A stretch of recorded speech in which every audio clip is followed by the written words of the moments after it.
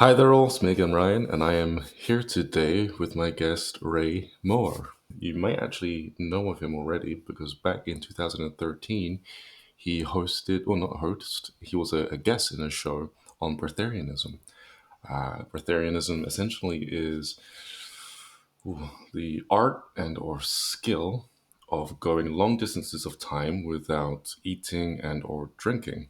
You get some major benefits from doing this, and I'm hoping that he can better explain what those are. So without further ado, here's Ray. Hi, everyone. Thank you for having me, Ryan. Yeah, no problem. Where can I start? You have to ask me guiding questions. Yeah, I have many here, many. So, I gave a little brief introduction there on what breatharianism is, but is there anything I missed out? Yes. Well, a lot of people think that breatharianism is about food and the lack of food, and it's true. But in order to achieve this, the body really has to raise the frequency and pretty much be full of chi. People reach this naturally, by the way, when they're sun gazing sometimes. They reach a state of not eating for a long time. Yogis reach this, rabbis, ancient rabbis in the Bible, and like if you look at ancient religions, you will see all of them are about fasting and cleansing as a way to spiritually meet God. And what it actually does is that it raises the vibration of the body. And by that, you get to a state that the body requires very, very little to almost nothing. And that's why you can really prolong the periods of time that you don't really need any food or any water. And it depends on what you got the body accustomed to and depends on your belief system. And naturally, there's levels of breatharianism. I am level 3, there's level 4 as well. Level 4 are very unique and few in the world that don't require any food and any water at all. One of them is, if you've seen the documentaries, one of them is called Brajani. There's another guy that's called Victor. And these guys always live in a place that's very humid because they teach their body to actually consume water through the pores of the skin.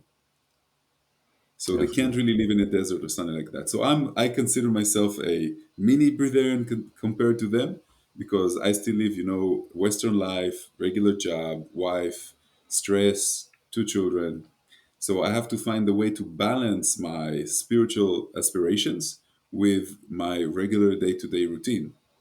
Hmm. So I can tell you it was much easier before I was married because, as a bachelor, you don't, I had a fridge, it was pretty much empty. I had one bottle of ayahuasca. I was into that back in the day. And I don't mind talking about this stuff online.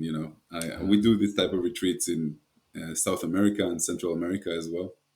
And now it's a little bit harder. Like in the beginning, I was an extreme breatharian. I didn't eat for a whole year. If I drank like 2 cups of juice a day or something like that. I was like way under the caloric, scientific, or observable spectrum of food. Hmm. But after a year, I said, okay, I can calm down. I felt that it's beginning to annoy me socially. I couldn't date with anybody. I couldn't go out with my friends to a restaurant, to coffee places. I was saying so much no that began to feel deprived. So then I started eating very little, and I started planning my meals. So they're very, very social. So it was back in the day, it was like once a week I would eat on Friday evening with my family or my friends. Today, I would say it's about 2, 3 meals a week or something like that. You choose it mostly because of flavor and social, and not because you feel like, you really have to. But there are times when I travel that I eat a little bit more if I want to experience, or there's times that, for example, I went to Burning Man in 2015, and over there I ate almost every evening something. And I did the Israeli survival show, and over there I ate with them once every 2 days, in front of the cameras and everything. So I wanted them to shoot me not eating and doing missions and tasks and exercises. And then every second day, I joined the rest of the group and we had dinner together, for example. So you kind of like, reality becomes more malleable for you. You kind of play around with the concept of what you need, like playing around with sleep. So you play around with food as well. Hmm. People out there who, let's say they want to do this, you said you've just got to build the body up. with chi, like fill it with chi. There are many exercises out there that will help to swell the There body are. up with chi. Would There those are. individuals that can do those exercises have an easier time being a breatharian? Almost nobody that tries to do this by themselves succeeds eventually. There's a groups that are doing breatharian initiations in the world, so it's kind of like passed on from master to student. There's more unlearning to be done than there is learning. There are things that will really help you during the breather initiation and the months after that. For example, sunbathing, breathing techniques that are simply pulling in a lot of oxygen. You don't have to go to something specific. I have many exercises of this, but I teach many varieties, and I tell the students that if you feel that this one helps you more, then you should use that one a little bit more. Falun Dafa, good exercises for raising the chi if you're familiar with them. The five Tibetan rites, they're also really good. Again, these ones stretch out your back Hmm. in four different modalities. One of them actually resets the water in the body. Oh, cool. And what we're actually aiming for is to rebalance the chakras. So as we grow up, when we're young, everything works, the hormone levels, the chakras. But as we mature, each chakra becomes a little bit more dominant or recessive. So it has a little bit more. For example, you and I, we talk quite a lot. We know how to explain ourselves. So the fifth chakra is very, very open. My seventh chakra is very open because of breatharianism. I had to learn how to breathe in from the seventh chakra and bring in light, and it became like automatic. So the other chakras are a little bit out of balance. So these actually create a more harmonic, energetic body. And then there's the issue of people overeating. I mean, ask yourself, how much do I need to eat? But really ask yourself, 2,000 years ago, how much did people really eat? Did they eat 3 meals a day? No. Did they eat two? Maybe they ate one. Maybe the rich people ate two. And and when you think about that, okay, so how much can I get my body accustomed to? If right now you reduce half of what you used to eat, you're not going to die. Yes, you will lose weight. Your body will eventually adapt. And then ask yourself, okay, how much does the digestive tract actually consume of my energy? And you will find that it's anywhere between 15 to 25%. So if you're eating something very heavy, 25% will go back into digesting it. So think about that as well. So if you're only drinking juice and you don't need that much water because most of the water that you drink is used to digest the food that you eat again, and the body gets used to it. Once you don't drink that much water, the body has less sweat. The body requires, you generally eat less food, so it requires less, and your tongue is not as wet as well. This is what happens in prolonged dry fastings, for example. So when you take away all these logical things and you understand that the body is 70% water, so it doesn't make sense scientifically that after 3 days my body will die. It doesn't make sense. It doesn't add up if I'm full of water. So the body has to be trained to use the deep water, to know how to use the water. And you do that with intention, you do that with belief, you do that with different exercises until you actually, the breatharian initiation is going through at least 4 days of dry fasting, understanding that you're not going to die, and eventually changing a core belief. And that works just like a placebo, right? How does a placebo work? You change a belief about your body listens to that belief and starts acting accordingly. We know that miraculous healings happen that way. We know that people just need to be convinced of something. If you say, for a religious person, you can say, God has touched you. This is the way that angels work. This is how Moses worked. Each one of us has to find the way to change our beliefs, and that's what we need. That's what we actually do in this type of breatharian lifestyle. It's funny, as you're talking, I'm coming up with questions and you're answering them almost straight away, which is really cool. Like, I used to do, what was it? I did 3 times out of the year, I would do dry fasts for 8 days straight.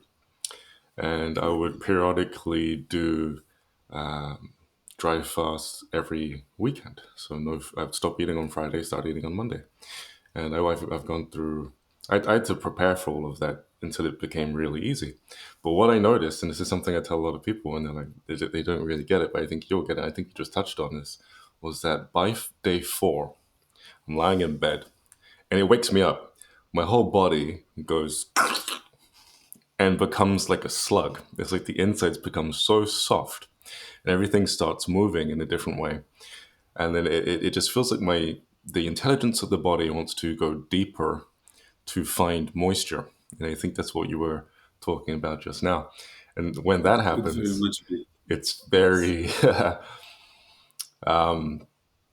interesting because you realize you just hit a certain mark that that's only right. certain people will That mark is understand. after 3 days of dry fasting. Yeah. That's when the liver starts cleansing from the antibiotics, and a lot of clarity comes, a lot of downloads. You less think about it this way: you're less feeding yourself off earth and the elements of earth, and therefore you're less heavy. And now you have more energy that goes to the consciousness to be cleared. So a lot of ideas come up, a lot of synchronicities happen because you're not as heavy as you were before. Weird question. Two, I hope I remember the other one. Chakras. Each chakra is governed by a certain element. If you're not eating, let's say, root chakra foods, denser foods, maybe potatoes, what may have you, would you say that certain dominant chakras in your system are more akin to, like the heart chakra, for example? Its element is air. Would you say your leading chakra is your heart chakra, or do you feel more a sensitivity around the heart? I'm trying to see if your chakras coincide with your diet and or are No, influenced by them. No? if we're looking at the four body system of the mental, spiritual, emotional, physical, I'm more on the spiritual mental side than I am on the heart. Ah, okay, okay. Have you done any exercises and or meditations outside of breatharianism? Maybe something you did before you were introduced to Oh breatharianism yeah, that quite a has lot. amplified your success with breatharianism. I think that yes, but I would say that the exercises that I did, I was sort of like prepared to teach in some way. I was kind of like guided. I wasn't the type of person that likes to talk too much, but once I did my initiation, I met a guy. We were in Tel Aviv volunteering, a happy hippie, and he took me to the side and he told me, "You know something, Ray? I have something I want to tell you." He shared with me that he's a Breatharian for a couple of years. It was back then, and I was so intrigued, and it was so interesting for me. I told him, okay, it makes sense. I don't know how. But then I went back home and I couldn't stop thinking about it until I just came back to him and I said, "You have to teach me. Hmm. You have to teach me." And it was like in 2012, and it was before, the Maya's end of calendar where we thought the whole world is going to end and stuff. So I said, okay, I don't want to really do this. I'm going to postpone it to the end of the world. And if the end of the world is not going to really end, I'll just do the breather initiation. I did the same thing. So Yeah. I can tell you, so I postponed and it happened, and my initiation was much harder. It was 21 days in isolation. I did it next to the Gaza Strip. Back Okay. in the day, it was like you do it by yourself in silence Yeah. and without phone, without access to the outside world. Today, it's much easier, of course. So I would say the exercises that I learned before kind of like introduced me to the world of spirituality, and they helped me align my thoughts because a lot of exercises are about no thinking. Like meditation is about becoming the awareness, becoming the observer of your breath and of yourself. And these kind of things introduced me to what I need to go through in order to really integrate this into my life, and it won't be that difficult. Okay. And emotionally, I'm very balanced because, like I said, emotions don't go over my head. I just don't take them as seriously. I take them as a part of the human journey. There's some drama, and then you go over the drama. And anyway, it's going to disappear. You're jealous, you're hurt, you're fearful. Tomorrow, you're going to feel better, right? So, why not connect to the energy of your future self and not ignore the emotion, but just don't drown into the emotion. Don't suppress the emotion. Admit the emotion. And once you admit it and you really feel it to your core, it goes away and dissolves much faster. And the problem today is that people don't really deal with their emotions. They blame others, they don't assume personal responsibility, and then they get sick, and the universe is trying to show them the right way, and they don't listen. So eventually, even bad things start happening in their life. So it's all kind of like a mix. If I take my life much simpler and much easier, things become the word effortlessness. You don't think about it too much. You're just like a leaf in the wind, and things just happen by themselves. What about those people who have someone living with them who are intentionally trying to make their life hell? That's difficult, and there's methods of dealing with that. For example, I tell people that mom and grandma are going to be the hardest in the first couple of months of being a breatharian. You're not allowed to eat in the first couple of months. You can only drink, and in the beginning it's very very diluted juices, and then after a couple of weeks you're allowed to have an occasional smoothie. Hmm. So you tell mom, okay, mom, I'm going through something. I'm going to take my blood tests in 2 months. And if my blood tests are all good, you're going to leave me alone. And then you give yourself breathing space for a couple of months. Yeah. Because what they want, they think you've gone crazy, right? They don't see you eat. In the beginning, you become a little bit weaker. You're not as strong as before, and they think that you've lost it, especially for moms and grandmas. They think that food is life, right? Food is life. So what would you say to the Gandhis of the world? What would you say to people who want to lose that attachment that everybody has over food? Because food has become the bandage that we use because we're bored, because we're heartbroken, because everybody just goes to the fridge or goes to the cupboard. So when you actually don't have that option, you have to face your life and deal with stuff. You cannot suppress it anymore. It has to be surfaced to be healed and recognized. So it's harder in the beginning, but then it becomes much easier. Hmm. Yeah, yeah, yeah. I find getting away from family changes things. It's not only family, it's your spouse, it's your kids. My baby girl, she's 6 years old now. In the beginning, she didn't see me eat, and she started having eating disorders. She didn't want to eat. She didn't understand why. So with time, I had to sit with her, I had to drink with her, I had to just be around the table, be in the energy of consumption. That's a very interesting perspective. I haven't heard of it being mentioned like that before. Of course, kids are gonna copy you, and if you're not eating, they're not gonna want to eat Yeah, they either. notice Yeah. they notice everything. Like, I'm a vegetarian, and she's missing iron. So she's always talking to me about chickens and about cows, and I can't really tell her, what I think about it, because I want her to eat chicken and cow, because we couldn't find anything that has iron and other stuff that she needs, protein and stuff. She's not an adult. She doesn't understand the concept of intention and changing your body through your belief. So there's a lot of these type of things that you do with kids, especially in the beginning, until they're mature enough to understand and make their own decisions. Were there any moments during your breatharian journey where you doubted the process and or started being like this isn't working or maybe I've got it wrong? And Yes, did you have to I like was pivot and do actually something new, or was it just a matter of faith and trusting the process? in the beginning. My mentor told me that I'm going to lose weight until the moment that I completely accept the fact that I'm losing weight and that it's okay and it's a part of the process. And I told myself, my spiritual ego said, like, no, I'm the man. I'm not going to lose any weight. I'm going to be fine. The transition is going to be much quicker for me. That did not happen.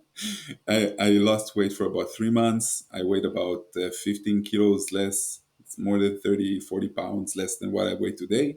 I'm very tall. I'm 6'4". Whoa. So when people see somebody that's that tall and skinny, and I was partying, we went to festivals, and we did raves and stuff, and everybody just kept staring at me.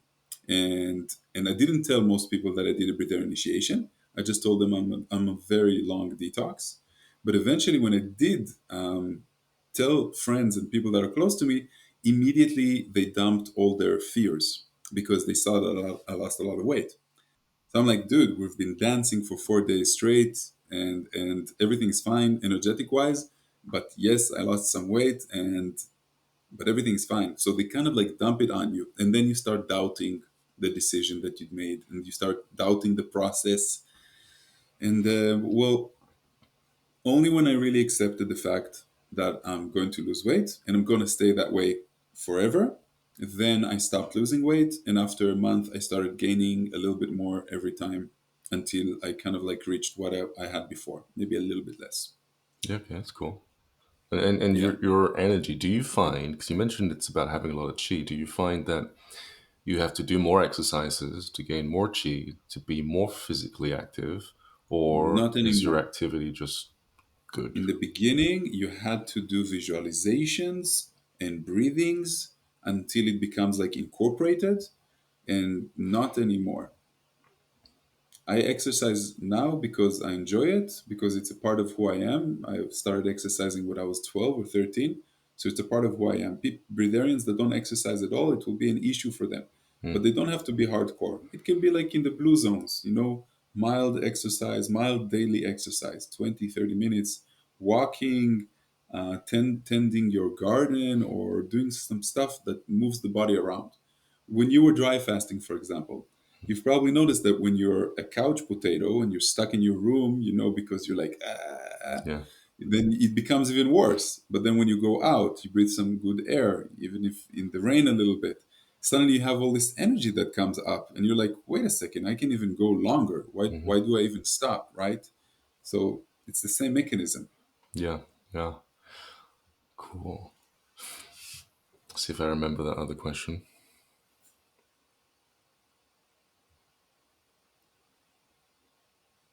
Oh, came by and disappeared like a drive-by.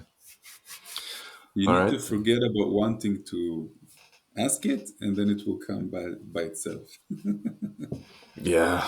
I'll tell you what, though, sitting there trying to remember that one, I did remember a few more. You mentioned earlier about light, the body consuming light. How does that work? So there's no real proof of understanding how the mechanism of the body that requires significantly less physical nourishment work. It's not just about the adaptation. There are a few theories. One of the theories is that each biological cell that usually requires glucose can actually be nourished by light. And what does this mean? Well, we have the information, our DNA is much more enhanced, complex than that of trees and plants and of animals. And different animals and trees and plants create energy in different ways. So it's like we have a dormant ability to create energy from light, but we don't actually use it all the time. And it doesn't have to be direct light, it can be a light or a little bit of light. Do you Can understand? it can it be self-generated, like through meditation? You can probably activate it through meditation, but it's more about changing your belief and getting the body slowly accustomed to it. So, what will Hmm. happen to the body if the intention of the person is not about dying and understanding that there's something else that the consciousness just doesn't understand right now? So, you slowly reduce food. This is what happens in the initiation, right? In the beginning, there's a raw food week that it's a preparation, and then there's like a day of fruits, a day of water, a juice, a day of water, and then 4 days of dry fasting. Now, during this time, I'm slowly giving more and more information about how the body can actually live without needing so much. Hmm. And then the spring of belief changes, the core belief slowly changes. But what actually is the trigger is the 4 day dry fast that, according to science, supposedly you're supposed to die or feel very, very bad. But people finish this and they say, okay, something here has changed in me. I don't need as much anymore. Now, what does that tell the body? The body says, okay, I need to find an alternate source of energy, or I need to upgrade the system. And that triggers a mechanism that we call breatharianism or pranic living. So for some people, it goes up to 90%. For some people, it goes up to 100%. I had a student that went 3 years of just water, you know? And I was like, wow, that's amazing. Because even me, I'm like in the 80%. If I used to eat like 3,000 calories before a day, then today I would consume a few hundred calories or up to 500 drinking or whatever. So you have these people that do that, and you have the stories, and this is something that happened to one of my students. There's something that opens up here, in the top of the palate for people who dry fast for a very long time. And we saw this happen one time. In Prajani, that is one of the Breatharian level fours, he said that it happened to him. And it's like he gets this, he called it a nectar that they can actually take from the top of the palate, which is just underneath the pineal gland, which Yeah. is very interesting. So we saw this in one of my students. He was just a regular guy, a very deep guy, but a regular guy. Like one of, if you would look at the 30 people that were there and you tell me, Ray, who do you think would be the one that this will happen to him? He wouldn't be one of these. So, but he was a hiker. He was Swiss. He was living in the mountain. He was hiking quite a lot. I believe that it had to do with his frequency that aligned with nature. And you really start open. We saw it opening. It became purple, and it was like a small cave, and it became liquid-like. And he did 5 days of dry fasting instead of three. You know, some of the students want to extend. And I told him, if you drink now, it's probably going to close and you Mhm. won't get the same effect. So he went one more day and then he said, okay, I'm going back. Maybe at home I'll play around with this concept. So we know that something happens there, that pineal gland is somehow activated and it creates something that they can actually have a wet throat with. So they kind of like suck it out. So there is a biological process that happens here that our scientists right now don't really know how to explain. I can tell you that I'm a very scientific oriented guy. So I test myself. When I went on that television show, they weighed me, they checked my energy, input, output, they took me to a dietitian, they followed me, everything. And they said, look, it doesn't make sense. You're expending about 3,500 energy calories a day and you're consuming only a few hundred and you're not losing any weight. So I said, I can't explain it. The way that I understand is that our science absorbs and sees a phenomenon, and it's up to you guys to explain how this actually works. Are you aware of other methods that activate that nectar? I have some ideas about it. I can tell you about it in a sec. But No, this is the only thing I know. I know it's extended dry fasting and probably a very specific individual.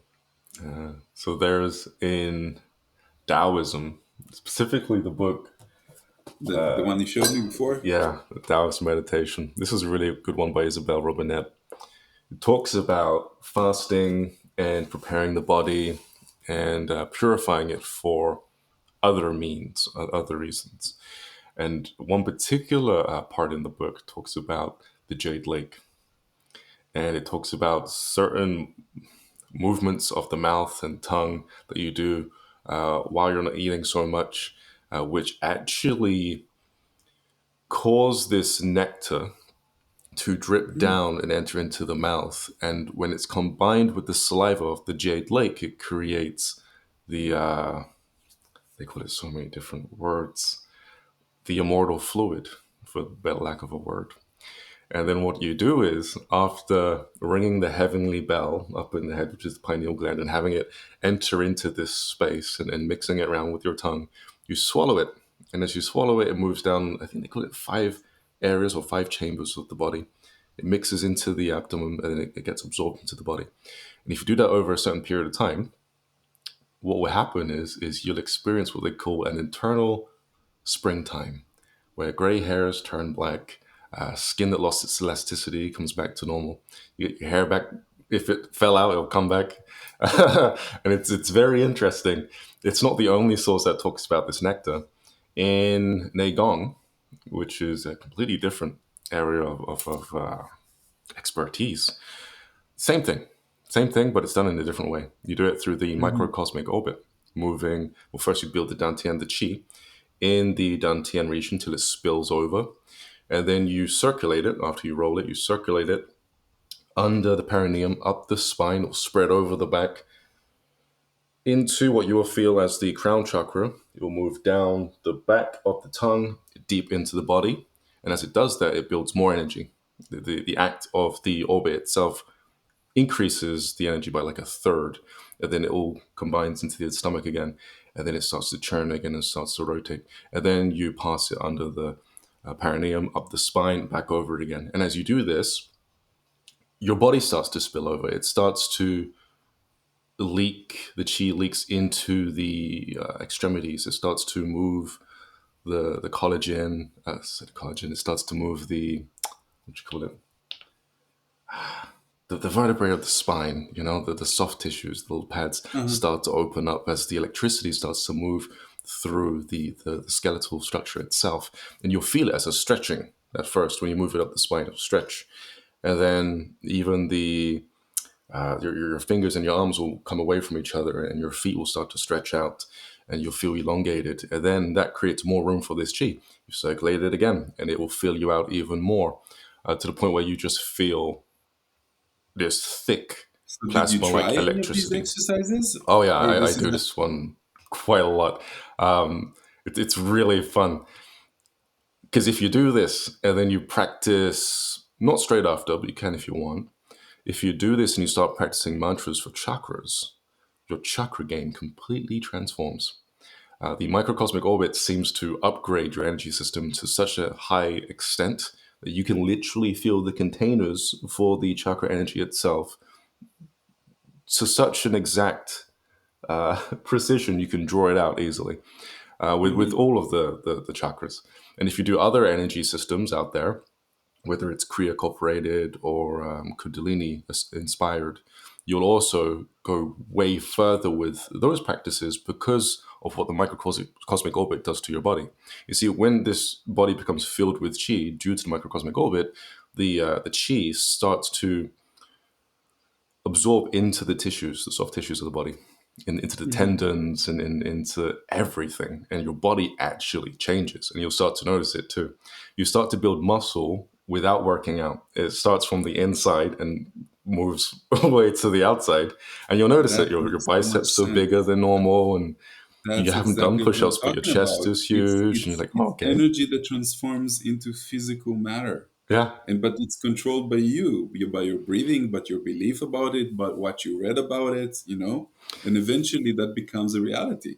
And you can even measure this because they call it the tendon classic in Qigong, which is a series of texts that talk about more of the side effects of these high level practices, which anyone can get to if you just get really good at the microcosmic orbit. The body naturally starts to evolve in this direction.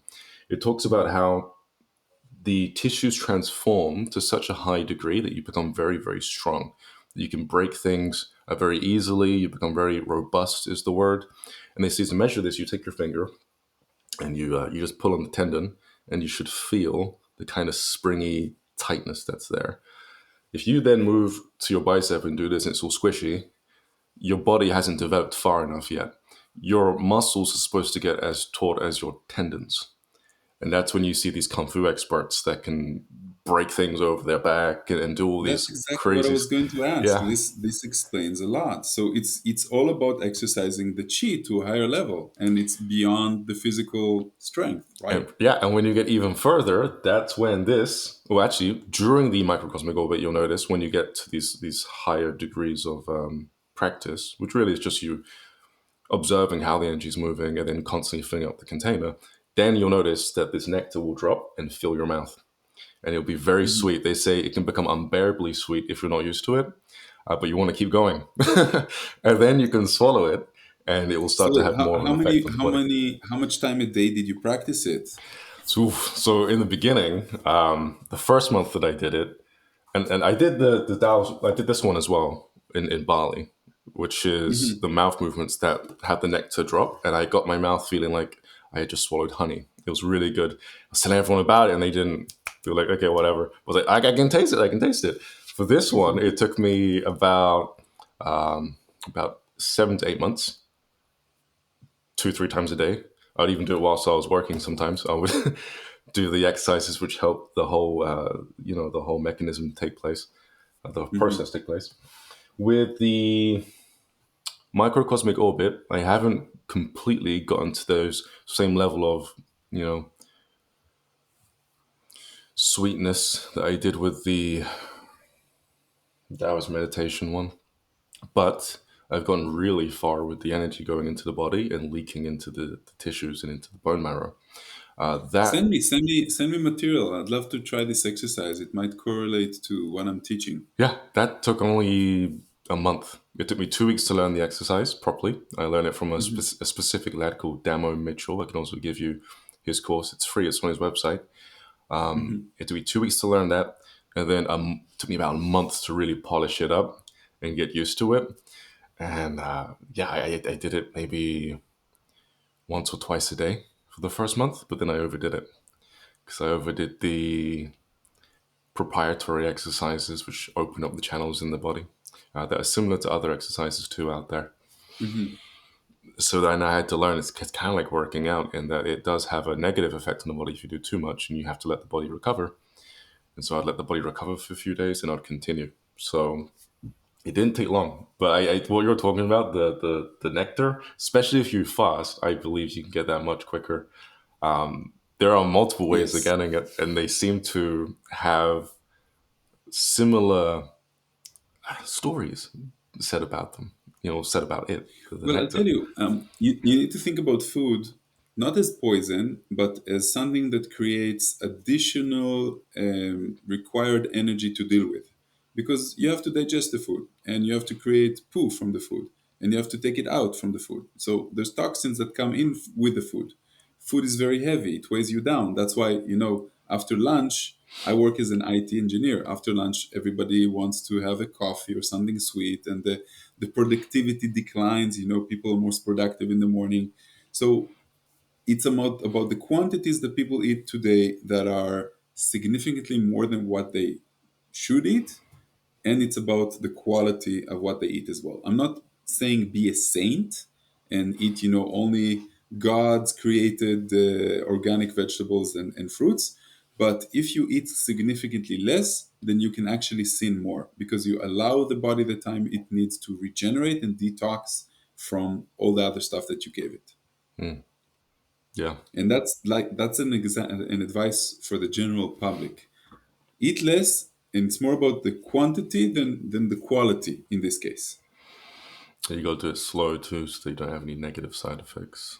You ever heard? Well, I know you've definitely heard of a particular story, but in the community of breatharianism and even fasting, like water fasting, I've been out of the loop for a while. So, have you heard of any casualties? Let's say anything else that's happened, Yeah. or has people learned how to kind of Yes, there step was over a that? casualty, a very famous casualty. The one that brought the Breatharianism to the West, she's called Jasmuheen. You've probably heard the name.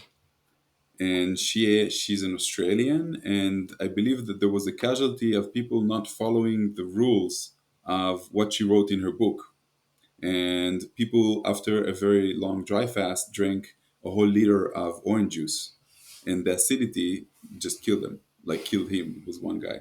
Yeah, And when you finish an extended dry fast, you need to start with water, and then some after a day, some diluted juice, and then maybe after 2 days, take an apple or something like that. It's all about being safe when you do it. So yes, this is the type of casualty, or people that go on too much. Like I had a student that went on 15 dry fasting days, and I said, "Look, it's too much. In my initiation, I did 7. On TV, I did 8. By myself, I did like 10. 15 for you, it's too much. You wasn't that healthy to start with, or you're already skinny and you don't have a lot of meat or reserves as well." So after 15 days, his mother called me and his doctor called me, and everybody's like, I told him he's his own person. I can't really convince him. I can only advise him that it's time to stop and go back to regular routine. And when you want to experience a little bit more breatharianism, do it in a more safe way. The body needs to be adapted. It takes some time. Just like you said, it's a practice. In the beginning, in the first couple of months, you lose some weight, you lose some muscle mass. But with time and adaptation, everything goes back and even stronger than ever. And there's a lot of gifts that come with this lifestyle.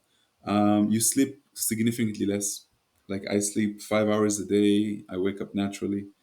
My heartbeat is slower, just like athletes. So it means I extend my life actually. These are the properties of animals that extend their life. You have more time for yourself, you spend less money, you're less distracted, you're more balanced. You can stretch much easier. I don't know why. I think the toxins are always cleaned between your inside your muscles and stuff. So people who are yogic, for example, when they do the initiation, when they finish, they can stretch even more, which is amazing. It's a different experience, and I can tell you that it's challenging and humbling. And it's not challenging from the food part; it's challenging socially. Society has an issue with breatharianism because they cannot accept it, they cannot grasp it. You have to explain it in a different way. You have to explain it like you're on caloric restriction or you're on a detox, or you have to say it in a way that makes sense to them. That you didn't stop, that you minimized. You don't have to say how much you minimized, but science supports that minimizing caloric restriction actually extends life. So you can always take the logical point of view. To them, saying you're not hungry and you will never be hungry ever again will not make sense. Yeah. People are used to being hungry, eating, hungry, eating, hungry. It's a cycle. And when you are out of that cycle, it becomes more of a choice. You know, you're not like Superman. You're not going to go weeks and weeks without food and water. But now you're not depriving the body as well. Something replaces the things that are missing, and you have all the energy that you want. And now it has become a choice, more of a choice than a necessity. Do you think that maybe your child's aversion to food may have come from you? That maybe, I mean, were you fasting and into this? I'm assuming you were when you had your kid. Do you think that might have genetically crossed over to your child? I think not genetic, I think it's a vibration. Because back in the day when I did the 21-day process, my own initiation, like 12 years ago, and I had a few friends that did it with me. And when we were a group, we went down to Egypt to scuba dive and snorkel, and we were a group of six. Three of them were breatharians, and the other three just didn't want to eat. So it's sort of like a vibration that you emanate. My cat significantly reduced what she used to eat when I came back from my own initiation. So it's some sort of like a frequency that is around us. It's not only people don't really need to know it, it just happens. Have you ever been next to someone and you really felt, I don't know, their heart, their awareness? Like I have some teachers that I really could feel that, and this is what happens next to breatharians. You just don't want to eat that much. You know, as a Jewish person, in Yom Kippur, you know, all the Jews in Israel they fast. And after the television exposure, when they did the television experiment with me, when I went 8 days without food and water under medical and television supervision, I came back to the office and everybody's like, you know something? Yom Kippur now is much easier for me. 1 day of dry fasting is nothing compared to the 8 days you did on live TV. And I told them it's all in the head. It's what you think, it's what you've been taught eventually. And when you experience it on yourself, then you change that belief. You don't need to go into it with an existing belief. Come into it with an open mind, you know, experience. Go 24 hours dry fasting and do everything normal. Exercise, have sex, talk to people, go to work, do everything 24 hours. See what happens. Once in a lifetime, you know? And most people that will do this experiment, they will say, you know something? It's not what I thought it's going to be. What do they usually say? They usually say it was easier. They usually say that once you don't surrender, you know, hunger comes, and then when you intend and you tell the body, no, 24 hours is 24 hours, then the hunger goes away. The hunger is kind of like testing you, Yeah. right?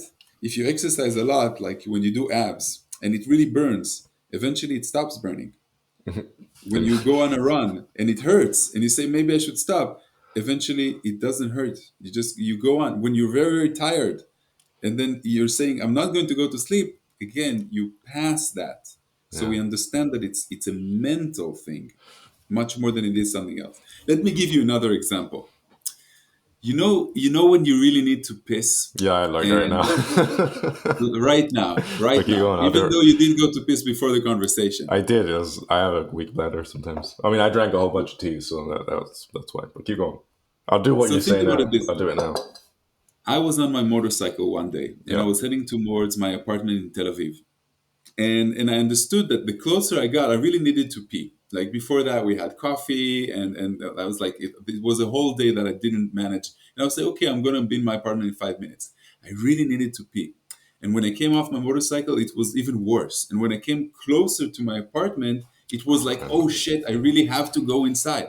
And then I asked myself for a second, wait a second, how is it possible that the closer I get to release, my body makes me feel worse? And Mhm. then I understood that it's again, it's something that the body is creating. So your bladder can hold 5 liters. Your I body never is thought. Yeah, creating a sensation of tension and pain in order for you to release. So I told my body in that moment, I said, I'm not moving from this step until I don't feel anything at all. And I was like, I was already tensed up. And I waited and I waited. And there was like this angel and devil thing. What are you, stupid? What are you playing around with? No, believe in yourself. You can do this. Tell the body. And eventually, after like 30 or 40 seconds, I felt less and less and less and less stress until I didn't feel anything at all. So you understand how many of these things are in our mind playing games with ourselves. yeah. What is the body? What is consciousness? What can you tell the body? I don't get sick. Why don't I get sick like a normal person? Why don't I get sick? I had COVID one time ever since my breatharian initiation 12 years ago. That's it. I just got COVID. It So, sounds like so you can a understanding it's a yeah, game that we play with our body, with our belief system. And it's explained by yeah, placebo and belief, pretty much. yeah. It's weird you say this actually. I feel like deja vu. I've had this exact conversation with you, which is weird. Because yeah, I was gonna say there was a time when I would tell myself I didn't need to use the bathroom, and then it would stop. And I noticed, like, I think a lot of people do this unintentionally when they're sleeping. They need to use the bathroom, but they can't be asked to get up. So they just lie there. And they're like, eventually, I understand this will pass. And it does, it passes. And they might It get up does. again later, but then it will pass again. And then in the morning, just a huge load of pee. Yes. Yeah. What's our limitation? Ask yourself, what do I really need to eat or to sleep? And what can I play around with that I just got used to? So you must practice a lot of Zen. You mentioned earlier how not thinking is something that you used to do before you had practiced breatharianism, and it kind of made its way into your breatharianism practices nowadays. Yes, but I wouldn't say practice because practice means that I'm doing it intentionally a few times a day. I have incorporated it into my being. So it's become unconscious behavior at this point. Yes, I've noticed more my breaths have changed. I've noticed my thoughts have changed. Like my ego is minimized in some way. I don't take life as seriously as I used to. I don't try to get anywhere, and that makes me very, very calm all the time.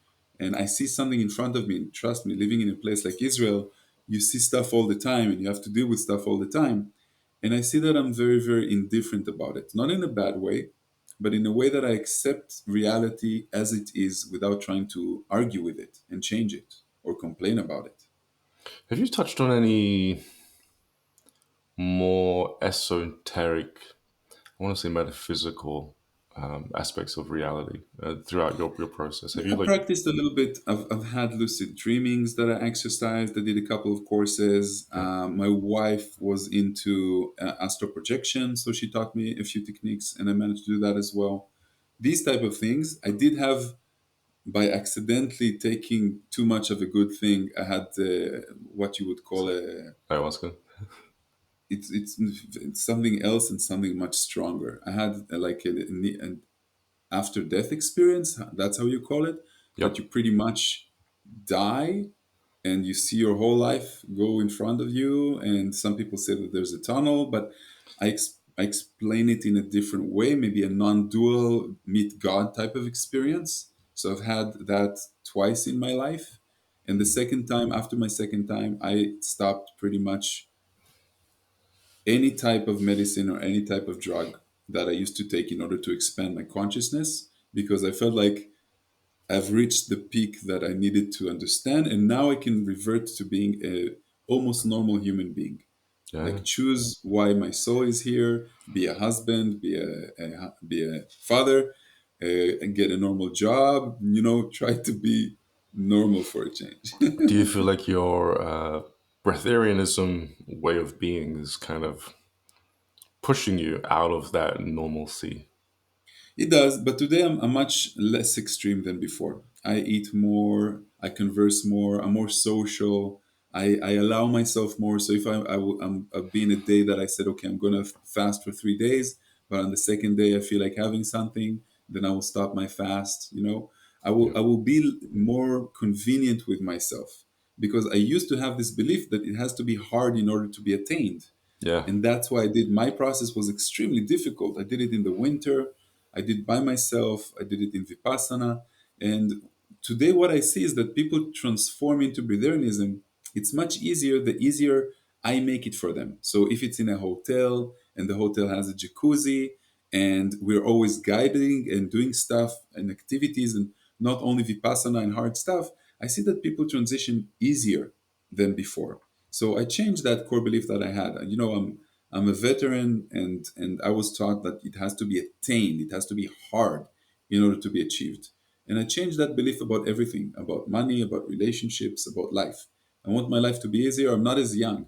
I'm 43 now. I want, the rest of my life to be seen in my eyes as something that is easy and not hard. I mean, this is quote that keeps showing up on social media, which is life really only ever starts at the age of 40.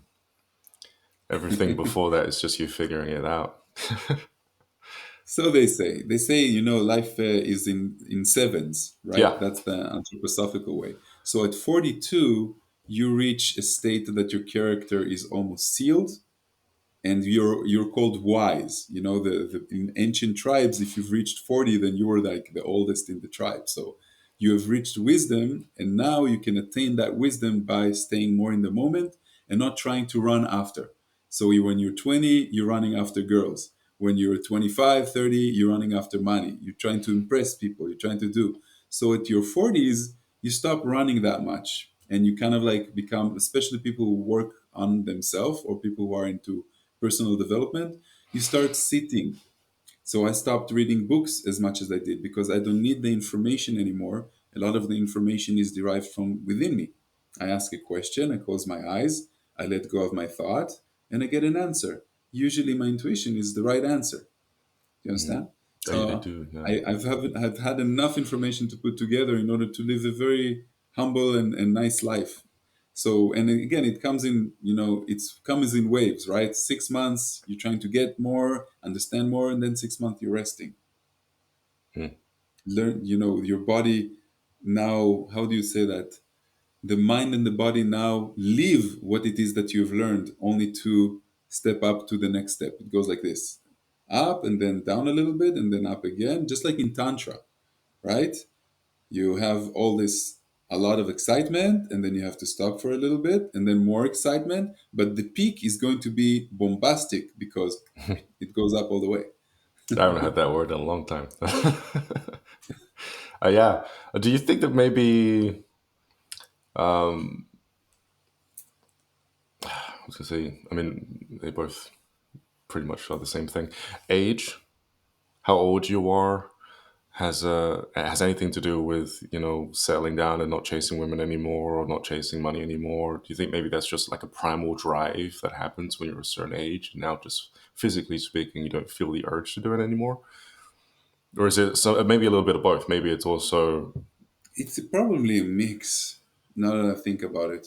Um, I think that it's your personality because I know some people who are at 60 with their third kid and still chasing young girls. yep. So I would say it's a part of personality. About myself, I can only say that I learn quite quickly. I'm like, I can, like from 600 people in my military testings, I came out second. So That's my good. ability is to really see the belief and learn how to change it quite quickly. Like it drives my wife quite crazy because I see every little thing that she can actually do better and faster.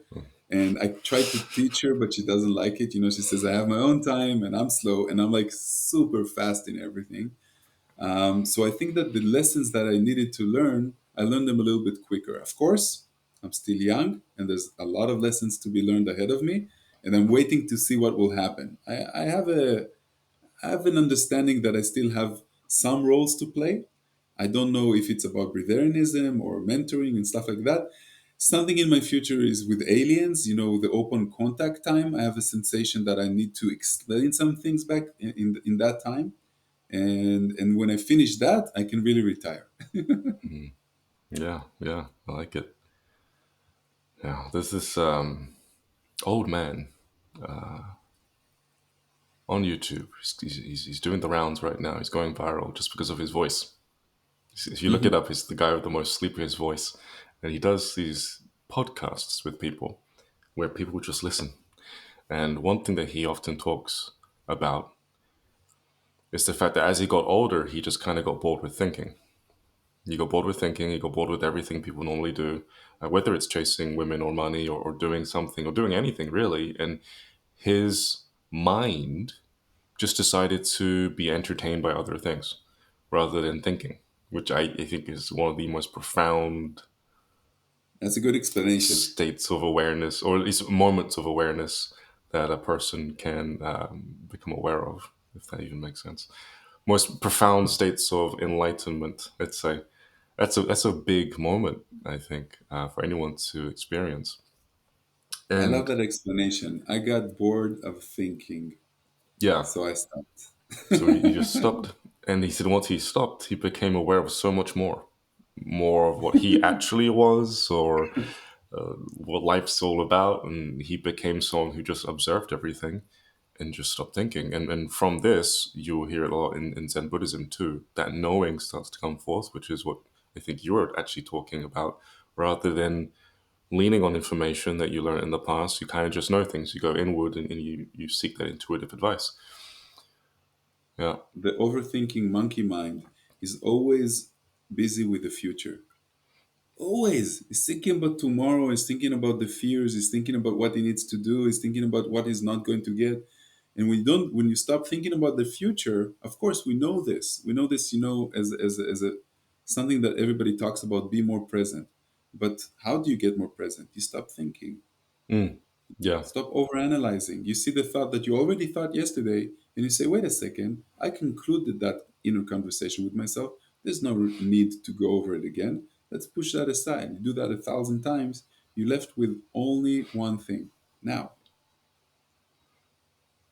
Have you ever thought that maybe there's a another pattern that people could fall into once they realize that they no longer have to rely on what they've learned? They just go inward and they go more quiet. yes, But then that, stress free.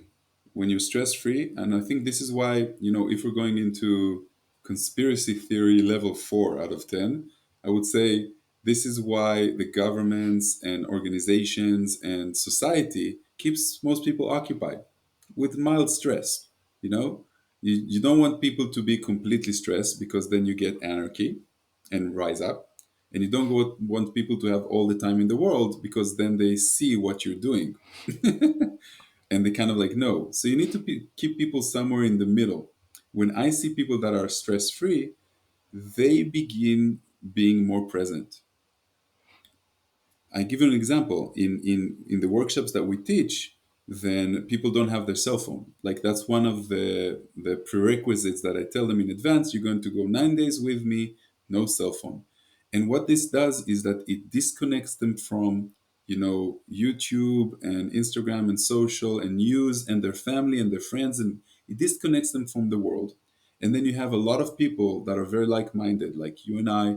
We talk about a lot of open-minded stuff, and they have no stress whatsoever. And what we see is that they sleep less, they're happier, they get more solutions, they have a more positive, I would say, kind of like intention about themselves in the initiation and the changes that they want to do when they get back home. So that's what I see. And I think that humanity was supposed to be this way, but we chose a different narrative that's more dramatic and more intense. I think that the souls that incarnate in this lifetime, are higher souls of everyone on earth right now. Everyone that has chosen to come to this very, very challenging place. And if you can survive here and flourish here, then you can probably survive and flourish anywhere. Yeah. Well, yeah. My mind showed me a big image of Jupiter, planet Jupiter. Oh, The Jupiter is it's crazy terrain, and so it's really hard to survive. But I think it's just taking things a little too literally. mhm. Do you think you'll ever go back to learning from, or at least relying on information, even for a moment, that's outside of you? Or do you feel like you've just completely shifted to a more internalized way of being? Because the way I'm thinking about it is what if that's also another start of a cycle? It starts when you're like 40 something, It could be. but I would say then 80-20. 30 years Because I used later. to read, Uh-huh. I read like, I read like 500 books. That's why you showed me a book and I said, you know something, it looks familiar. I read so many Yeah. books in order for me to understand more about life and spirituality and consciousness. So I think I overdid it and then I got Okay. sick and tired of it. But I'm waiting for that. My kids are still young, so I'm in the phase that they need my energy more. I Yeah. believe that when they'll get to 8, 9, 10 years old, I'll go through another spiritual aspect of my life. I'll find something new, I'll dive into it, I'll know it very, very deeply, I'll experience it, and then I'll jump to the next thing. That's what usually I like to do. That's exciting. Yeah. It is. It's like it's something to look forward to, right? Yeah. Well, yeah. Life is pretty surprising. Speaking of which, have you gotten? I mean, I'm assuming you have. For everything that you've said so far, do you feel like you just kind of take a seat back and you just let life play out in a certain type of way without you controlling it? Because if you don't control your thoughts, does that also usually people who don't control their thoughts or who don't think, they don't observe, well, they observe their thoughts, they watch them going by, but they don't interact with them, and that can then translate across over to their life. They just watch things happen, or even within themselves, emotional spurts of anger or what may have you. They observe it and they don't interact with it. Do you find yourself kind of taking a seat back and just observing how your life is playing out? Yeah. I would say I'm a student of Bashar. And one of the first things I would say Bashar has taught me is that your intention in manifestation of your reality, you have to intend and let go of expectation. And this was hard because you always measure what you want with what you get in life. So it took me a very long time to really internalize this understanding that yes, you can intend and you can want. Wanting is a part of being human, but then don't grasp onto the end result and allow the universe to unfold in another way, a different way, maybe. Yeah, people need that Maybe reminder. God is smarter. Maybe God will find a way for everyone to be happy and not just what you want to get out of it, you know? So with time, yes, I learned to let go and not to grasp and hold on to. So then for the audience out there, what would you say would be a process and or a way of putting out what you need to the universe without being so specific that it kind of bottlenecks you into wanting a specific result? The best thing is to try to connect to the emotion that you're going to get out of it because a lot of people say, okay, I want money. No, you want freedom, financial freedom. That's different, for example. Or I want love. Do you love yourself? You know, there's a lot of lessons that we need to learn until we can see that actually happening. You have to accept the new reality. If you're really doing it well, then you have to pretend that whatever it is that you wanted to happen has already occurred, and then you have to live your life in that way until it actually happens. It's pretty much a nicer way of saying fake it till you make it. But connect to the emotion. A lot of people are becoming very specific about what they want. I'll give you an example. Like I had a friend, an amazing woman, really very warm-hearted, looks great, sort of like Indian style, and she couldn't find a relationship, like she couldn't find love. So I sat down with her and I said, "Let's make it very simple. Write to me a list of 15 things that you want to find in a guy that are not the regular things. You know, that he's tall, he has a good smile, he makes good money and stuff like that. 15 things that are unique to you." And then she wrote that list and she read it out loud to me. And I said, okay, in the next couple of months, the universe is going to send you different guys. If they don't fit to that list, don't go on a date with them. Don't continue with them. Don't do anything with them. Sort of like say, I am trusting the list and I'm trusting this process. And eventually, this is exactly what happened. You know, the universe has sent a couple of guys, not the right type of guys. She used to date the wrong type of guys all the time, giving them, supposedly giving them a chance. And then eventually, when she saw that at least 5 to 10 things of this list happen in one guy, she gave him the chance to go with her and to continue. And eventually, now she has a very long relationship with a very happy guy. So it's about really intending and knowing what it is that we want. And most people are just not clear with what they want. Yeah. They wake up in the morning not understanding. They don't have goals. It should be run like a business. It should be run like these are our goals, our projects for this year. This is what we want to attain, and make small shifts on the way to get you there. Yeah. Hmm. Have you heard of, trying to make this very, what's the word? There's a word for it. Matrixy, losing it. Whenever you try to put complex things into words, your brain tends to screw it up, make it Swiss cheese. But there's a pattern. Since The Secret came out, before The Secret, let's say across the stretch of time, when it comes to manifestation, having a thought in mind and having it manifest. I mean, you've started taking Ernst's, well, in a way, on Ernst's courses, and even he touches on it as well. And I'm pretty sure he was taught by someone who also came from a similar philosophy on how to manifest things, where you would hold it in your mind for a certain period of time. There are common threads within Yeah. manifestation. Yeah. And I wanted, Well, I heard about this 21-second rule, right? That you hold on to the manifestation visualization that you have for 21 straight seconds without trying to think about anything else.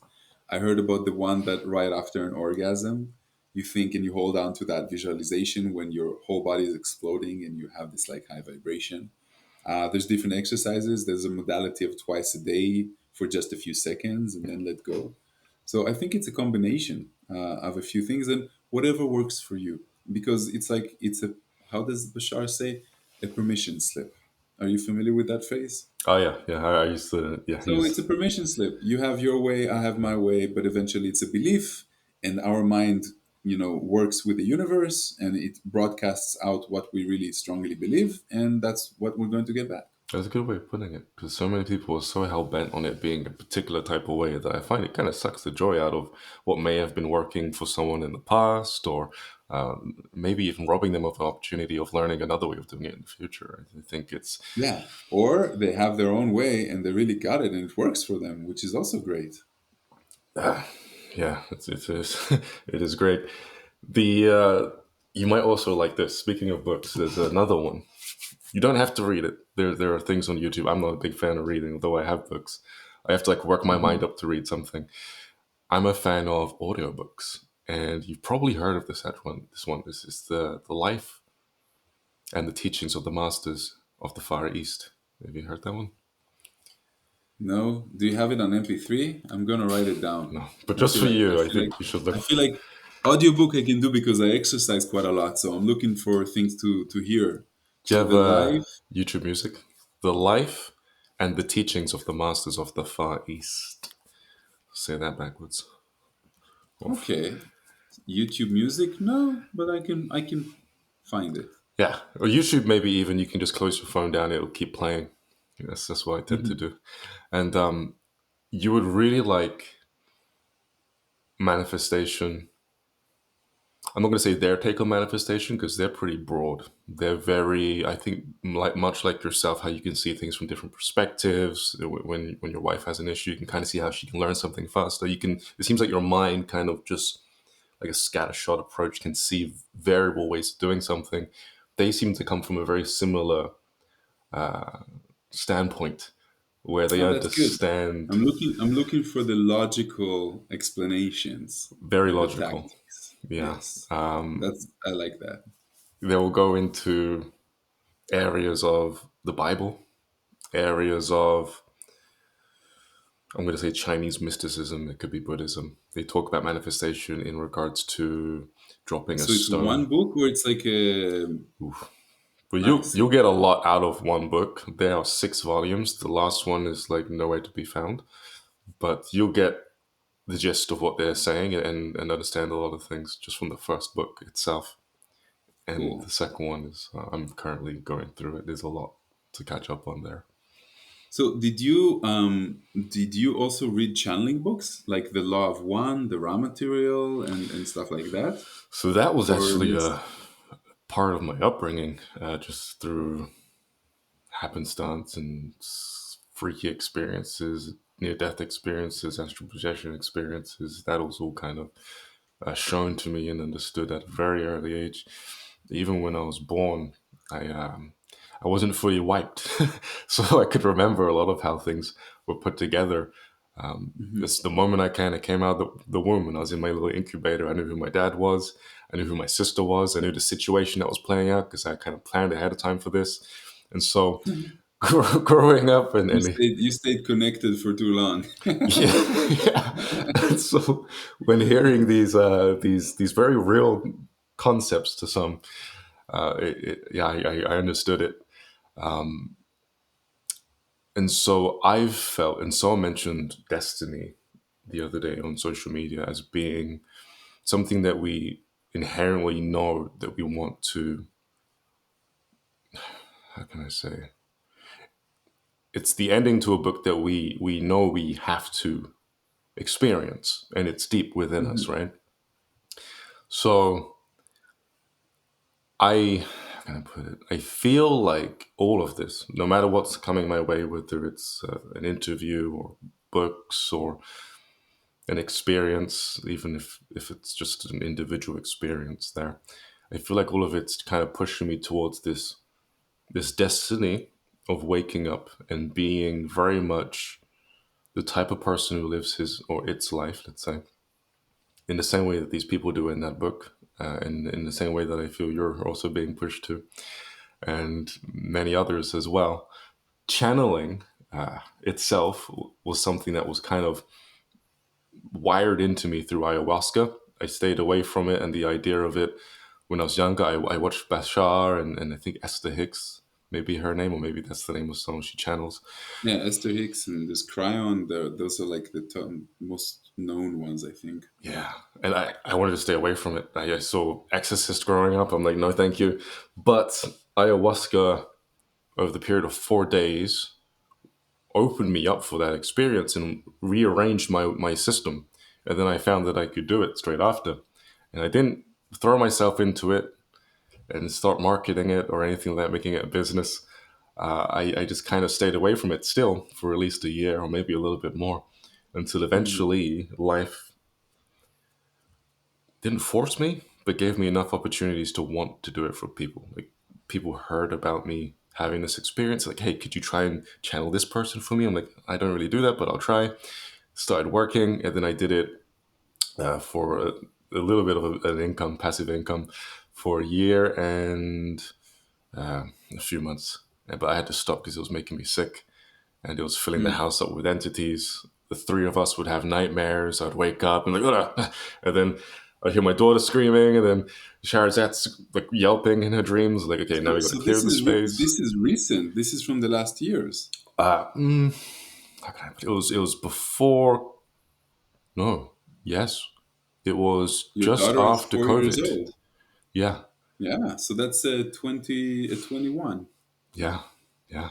And I had to shut it. I had to shut it down. Nowadays, I don't channel beings, entities, or ghosts. But I do tend to tap into the thing behind everything. Call it what you will. Everyone has their name. Hmm. Absolute God, universe. I have my way of kind of being that voice correct, being that and using that as a way of living. I think is a way of putting it. I feel like I'm going in an area that's gonna be out of touch for most people, but Hmm. yeah, I don't necessarily read books on channeling, although I'm sure if No, you have your own experience. You don't need to read the books about channeling. I think I've been blessed and a little cursed at the same time by ayahuasca there. But yeah, Bashar's great. And I'm really happy that you came across him You too. know, he's saying, I've been following him for quite a long time. He's saying that in the next couple of years, we're going to have tremendous changes, building up to eventual open contact, like something that will be open enough for the mainstream to see. On TV, in the news, like it will be in a way that will not be able to um, ignore. So I'm very excited if that is true and if something like that will actually happen, because I believe it's going to be like taking the ant hill and going like Yeah. and seeing what happens. So I'm very excited about that little thing. What's going to happen with religion? What's going to happen with people? What's going to happen with technologies, stuff like that. Do you think that's happening now, or it's going to happen after I what's think, happening for now? example, even the New Jersey The drones. Yeah, I think it's a part of it. I think Hollywood has been preparing us for that. I think there's more encounters. I think that the governments of France and Canada, they had people in high ranks came up and admitted that they have UFO information, and militaries are coming out of that. It's just very, very little in the mainstream media, but it's beginning to build up towards something, which I hope is kind of like that type of event. Because that I believe that means that we are eventually on a good positive course Mhm. to save humanity and not to go down a negative um, Earth future possibility. What about Project Bluebeam? Do you think that's happening? Because I don't know. I can That's find out, conspiracy but level 8. We're going up to 8, 9, yeah, Project Bluebeam. Like, I can't say. I can't everything above conspiracy level 7. I can't really talk. I can't say because I'm it's just a sensation. yeah, I wonder. There's certain things that I know 100%. Of course, aliens exist. We have contact with some of them. The Twin Towers were blown up, inside job. These type of things are like on the lower level, and I can say 100% it's true. There's too much evidence. But things that are beyond that, MK Ultra and different experiences and time travel and the Area 51 and stuff like that, I can't say if it's true. Do you channel then? Do you, because you mentioned feeling. That's the way I, of I, doing I it. do. I did a couple of courses of channeling as well, and I reached a level that I was able to channel, almost cleanly. And I noticed that if I practice it more, I will be able to do that. But I didn't want to work with people. I like to do things with myself. And in channeling, somebody has to ask you questions. My consciousness like really shifts to another place. And I hear myself like an echo, and I need someone to ask me questions. And I was so embarrassed about experiencing that with somebody that I just didn't want to do it. Okay. But my wife has that. She's like you. She remembers part of her birth. She remembers very young years. When she does rebirthing, just air, she remembers previous incarnations of her and a lot of stuff like that. And I believe that she is the channeler in our house, and I'm waiting for that gift to open up.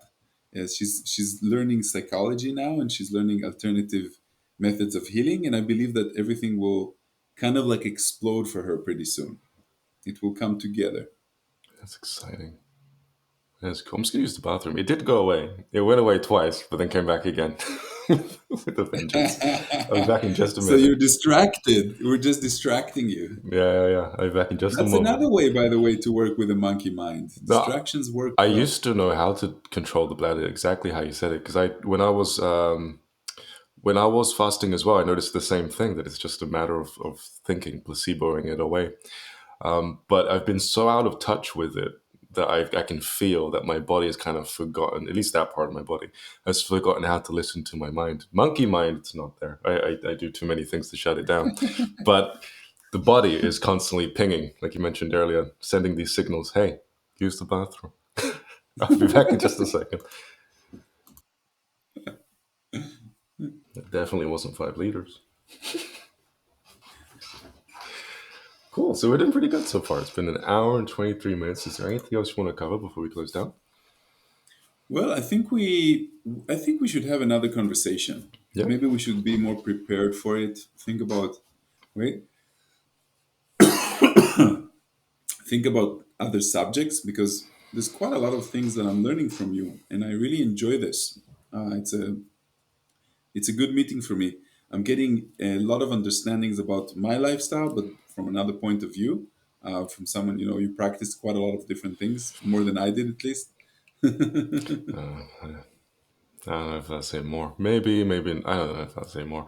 I think just we're all into our own interests, and I'm one of those types of people who are very practical, and I like to dive into a lot of stuff, and I remember what I learned, which is interesting. Other than the word cartilage, which was what I was trying to put across earlier, the cartilage Yeah. opens up throughout the whole body, and that allows the electrical current to move through the body better. I think you'd really enjoy the mic. You'd definitely be able to do it easily. The microcosmic What's orbit, the name? Micro? microcosmic orbit. Damo Mitchell is, in my Cosmic. opinion, one of the, not the, because I'm sure there are other people out there, but one of the best teachers out there.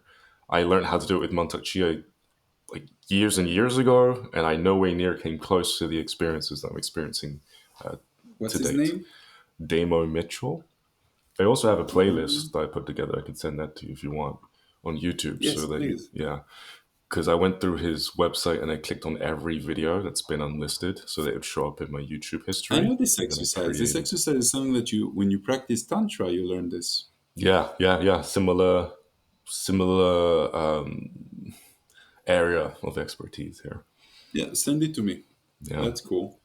100%. Yeah, that would definitely take you, I think, another level up. Why not, right? Get all Yeah, these little I upgrades. just need to find time for everything. You won't believe it, but I'm working like a regular job. I have the Breatharian and the YouTube channel. I have two real estate projects in Costa Rica where I'm building a house. I'm exercising 5 times a week. I meditate quite a lot, so I have a lot of things on my agenda. In addition to that, I try to spend at least 3-4 hours a day with both my kids on the weekends. Yeah, that's. I don't know how you do it. Like, I try to squeeze in everything, and I try not to get tired. Like I try to always think that my mind needs to rest and my body does not. So if I need to rest, I just take a couple of deep breaths yeah, and I go on with the day. yeah. I find bathroom breaks are a good time to shut everything down. Everybody does. Yeah. Bathroom and shower breaks. That's the escape. Well, sometimes they escape on their phone and then they kind of forget what they're doing and they're scrolling. I try to make it a point to leave my device in my room, and then I just like make my mind blank while I'm on the toilet. And have you seen the way of blanking the mind that's done in Zen Buddhism, which is you, let's say your personality, let's say you're sat on the toilet and you close your eyes and then you get a sense of self, right? And then you have this sense of self, and you look at it and you say, well, wait a minute. If I'm able to look at this, then that can't be me, right? If you're able to observe your sense of self, then it stands to reason that that's not you. You're the thing observing it. And so I would sit on the toilet because I have a little moment there, and it's a little like cubby. And I would just constantly do this to no end other than just being there. And I can't say it's just being pure awareness because I don't think that's what we are, because awareness is a state. We can become unaware just as quickly as we become aware. So we can't be awareness. We're not consciousness because we can be conscious one moment, we can be unconscious. So then, if we're not awareness and we're not consciousness, then what are you? And then you reach this nice blank state, which happens when you listen to koans. Have you heard of koans? A Korans. The koan, Koan. It's like a It's a Buddhist state. tradition. Koans are little stories that are created to dumbfound the mind, to have a person come to these weird moments of spasms. Like listening to a one hand clap. That's a koan. That's a famous one Yes. too. Yeah. Yeah. Most people in Yeah. the I West I just I, slap I you, but use them. that's Yeah. a proper one, And yeah. then you get like, wait. Oh, okay. So the answer to all koans are the same answer, and they're designed to systematically break down a person's sense of self, and also, and in the process, make a person self-aware of the fact that there's something in here thinking. So it Mhm. really helps with getting rid of monkey mind, but it also, on a deeper level, helps you connect to what you actually are. When you astral project, you've done it before, right? Yes. So when you astral project, you're mostly mind for the most part, as long as you're not really tied to your ego or thinking, which will just kind of somewhat still connect you to your brain and your body. But most of the time, when people leave their body, they're just what they actually are in essence, which is just mind. And so, for this reason, they don't actually think words in their head. They can't. They can still think, but it's a form of knowing. So it's like you kind of know where you want to go or what you want to do. But there's this nice like silence that kind of fills the space, which is actually emanating from you. It's your mind. It's like the natural Hmm. state of you. The simplest exercise, but if you keep doing it for a long enough period of time, there are deeper and deeper levels to it, and you wake up more and more you as what you actually are, which I'm sure a lot of this you've heard before. But it's bizarre because, like what we were talking about earlier, there's so many different ways of manifesting. There's so many ways to get back to this normal state of you. Hmm. And I just bring it up because it's fascinating, and I know I enjoy it. What's fascinating in astral projection and in lucid dreaming is the lack of emotion, and if you put emotion into that, then you lose the lucidity and you're out. Yep, Fear, happiness, excitement, it doesn't matter. Any type of emotion, you're you're done. out. Yeah, it's and that's something a lot of people That's why struggle I with. like the mind. I like the mind better than I like the emotional body. I know I'm Ah, missing out on some human experiences, but I'm more guided mentally and logically than I am emotionally. I'm sorry, you mentioned chakras, and you've been talking about your is it a school or do you pop up workshops? We can also I discuss that a do little a bit more couple of too. workshops in different countries every year. Can you remind me to bring that up so that we can definitely talk about it before we close down? I just went off track again, getting overstimulated and getting too excited. What were we just talking about? Astral projection. You said something We were about talking lucid about, dreaming, when you get too emotional emotion. when you astral I remember project. now. Yes. So you mentioned chakras earlier. So you definitely have experience there. Are you aware of the chakras being seven qualities of the human design?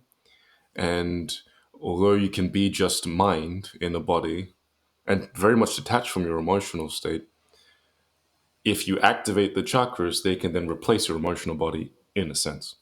They like give, it's like clearing out Hmm. dirty water in the fish tank with new water. It will spring to life a series of frequencies that will better support your mental, your logical, and even your physiological states. In case, how can I put it? In the sense of those aspects of your mind interacting with the energies, you know?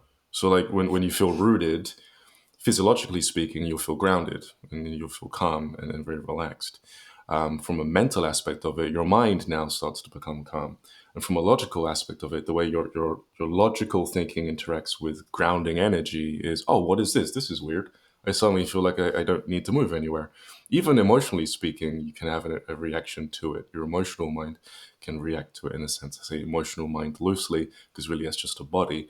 But you could have like a reaction to it. Oh, I'm suddenly grounded. This is cool. Hmm. Egoic mind as well tends to chime in. Oh, I can do it now. This is great. I'm so good. Cut that off because it will stop the energy from flowing and stop you from experiencing these energies that come out of the chakras. But do you notice having experienced being just mind, especially throughout your breatharian process, the side effects, or at least the replacement aspects of the energies that come from the chakras, developing a more wholesome sense of self as an individual? This is a very complex, weird question to ask, I know, but I just think maybe you might have noticed I something. never heard it defined this way. I think that the simplest way that I defined it so far is that one of the side effects that happens when you live this lifestyle is that you become more of who you were meant to be. That's the way that we see it. It's sort of like you peeled another layer from the onion and you're closer to the core that you were designed to be. And the layers are, everything that doesn't really belong there, overthinking, overanalyzing, and when you peel another layer, Suddenly, for example, a gifted musician will become even a better gifted musician. I became a better lecturer or a better analyzer, seeing all these little details that I couldn't see before. So when you become just more, you remove another obstacle from your true self. Yeah. Yeah, yeah. It's like an Yeah. awakening, right? And again, it's all the complexities that we create in our own life, right? We're creating the complexities. Naturally, the little inner child is excited, he's happy, he's gifted, he's healthy. And with time, we add these complexities to our life. It Hmm. could be karma, it could be drama, it could be really what we need to go through, but it's a perception, right? If you look at the Dalai Lama, you see in his eyes that he's as pure and happy as a young child. Figured it out. Yeah, he is, and I've seen him twice, and it's mesmerizing. I always wondered if perhaps the benefit of being in a country that isn't so Western influenced helped him stay, and other people like that stay very innocent and pure. Like there are certain tribes and cultures around the world, especially in second and third world countries, that seem to have that joy in them, especially in African countries. It shows through their Mhm. dancing, and it's like, wow, Maybe it's simplicity. that is a good way of looking at it. Yeah, Yeah, simplicity. because we in the Western world we overcomplicate. We look at Africa and we say, "Oh, we need to heal you." They look at us and we say, "You're miserable. Please don't come." That is, yeah, that is true. I think we should be coming to a closure. Yeah, yeah. Before we end the call, I'd just like to give you the opportunity to mention anything that you're currently doing. If you're holding any workshops or anything like that where you're Sure. teaching other Yeah, I, people. I Yeah, hold two workshops every year, sometimes three. One is always in Spain in the end of winter. I have one in March 25, so in a couple of months. And I have another one in Sedona in November, usually in the same place. cool. So they can find everything on my website. Just Google my name, Ray Maor. You'll find my YouTube channel, my workshops, my website. Like I'm all over the place. Nest.com. RayMaor.com. Yeah, awesome. Well, thank you for being here. I've enjoyed this and I hope you've had a good time too. Yeah, um, definitely. So I have a question. yeah, I always see you with the hat. So yeah. what's with the hat? Oh, it's just like it became a thing. Yeah, Okay. basically, I thought, maybe he's bald, maybe he has weird ears, maybe he's hiding something. It's just no. your I mean, thing. at the moment, I'm kind of not really bald, but I'm short. Let's say I buzz cutted it off because I'm Mhm, timing growth with beard growth for the next few months. But back in the day, my hair used to be pinned back. And mhm. certain days, I just wanted to record a video, and I didn't want to have to go through the fuss of fixing So you my just hair. put the hat. Put a hat on, and then it Yeah, you became a notice I thing. also don't know what to do with my hair. Let it down, put it, up. I understand. I deeply understand. Yeah, yeah. There are videos out there on my YouTube channel where you can see my head, but some people complain because I just cut it all off and shift the look so many times. So, Mhm. but yeah, thank you again for being here. It's been a pleasure to speak to you finally. Thank I you, Ryan, watched and thank your you for what you're doing to the world. Your YouTube channel opens up people's minds and it helps elevate the frequency of everyone. no problem, no problem. Yeah, yeah. It's good to think of it like that. Don't think about it too often. Yeah. For those of you Well, who, yeah, don't you get like these comments on YouTube that reinforce you and make you think, you know something, I am doing something good, I'm helping people out. I read my comments and it really helps me make more videos and spread more knowledge and more love and stuff like that. I'm sure that you get the same.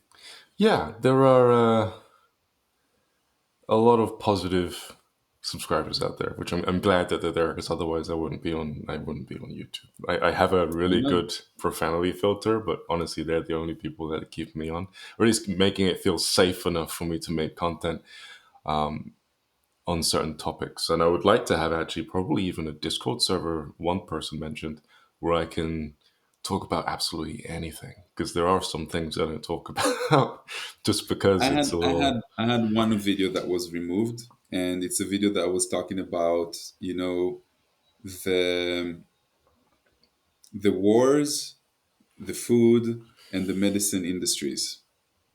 Who removed that? I and wonder. and that they made that video disappear. Somebody made that video disappear. Yeah.